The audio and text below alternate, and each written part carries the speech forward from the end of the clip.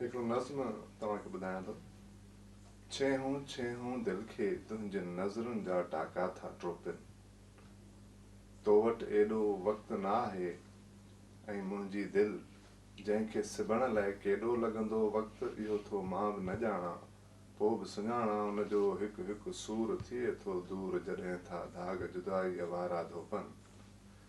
छेहूं छेहूं दिलि खे तुंहिंजे नज़रुनि जा टाका था टोपनि। केॾो तोखां दूर वञा थो, हा पर मूंसां तूं बि हलीं थी।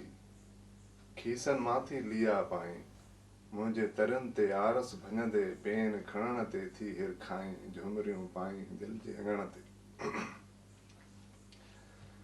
केॾो तोखां दूर वञा थो, हा पर मूंसां तूं बि हलीं थी। खीसनि मां थी लिया मुंहिंजे तरनि ते आरस भञंदे पेन खणण ते थी हिरखाईं, झुमरियूं पाईं दिलि जे अङण ते। हा पर अखड़ियूं थी पियूं आहिनि सावण जूं के ककिरियूं तोबनि। छेहूं छेहूं दिलि खे तुंहिंजे नज़रुनि जा टाका था टोपनि। हिकिड़ो ॿियो नज़्म आहे। हली आ त तुंहिंजे अखियुनि में मां पंहिंजी मुहबत जे पेरनि खे ॻोल्हे ॾिसां। हली आ त तुंहिंजे मुहबत जे पेरनि खे ॻोल्हे ॾिसां। हली आ त तुंहिंजे बदन जे सहारे मां पंहिंजे अंदर जी उदासीअ जी सरहद खे पाए सघां।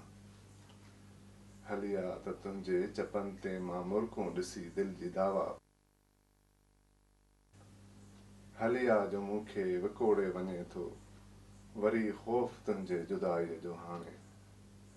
जुदाई जा सुकरात जे ज़हर वांगुरु असां ॼाणी वाणी पियूं रोज़ था पिया।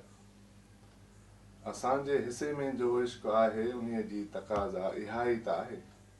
इहा ई त आहे उहा आग जेका असांखे उजारे उजारे छॾे थी।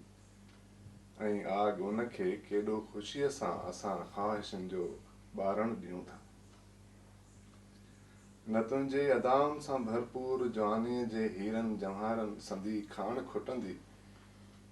न मां ख़्वाहिशुनि जूं इहे सुकल काठियूं इन्हीअ आग में ई विझंदे को थकबसि। मां पंहिंजे हयातीअ जो पल पल बि हाणे पन पन करे ई साड़े सघां थो। इन्हीअ आग में ई अबद ताईं हाणे जलंदे जी थो सघां। पर हली आ त हे कर मां तुंहिंजे अखियुनि में मुहबत जे पेरनि खे ॻोल्हे ॾिसां।